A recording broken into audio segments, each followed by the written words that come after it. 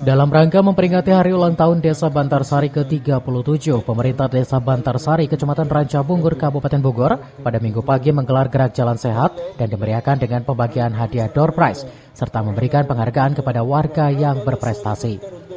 Ribuan warga Desa Bantarsari terlihat antusias tumpah ruah di lapangan kebun sawit usai melaksanakan jalan sehat dalam memperingati hari ulang tahun Desa Bantarsari ke-37, sekaligus dalam rangka hari ulang tahun kemerdekaan Republik Indonesia ke-77.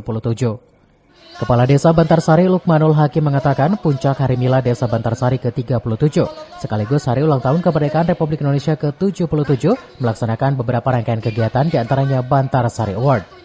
Pemerintah desa memberikan penghargaan-penghargaan kepada warga yang berprestasi baik di bidang ekonomi, pendidikan, dan lingkungan. Namun ada 5 orang warga yang hafal Al-Quran 30 juz, mereka diumrohkan ke Tanah Suci secara gratis.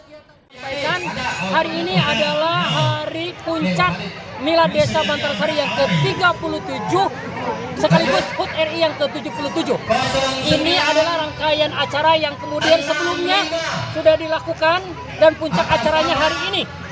Ini adalah diawali dengan kegiatan jalan sehat diikuti oleh 5.500 warga Desa Bantarsari dari jumlah penduduk 7.000.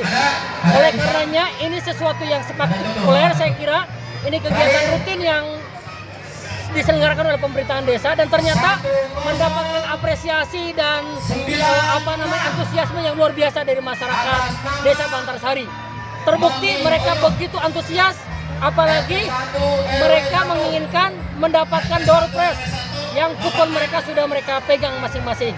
Ditambah lagi acara ini ada Bantarsari Award.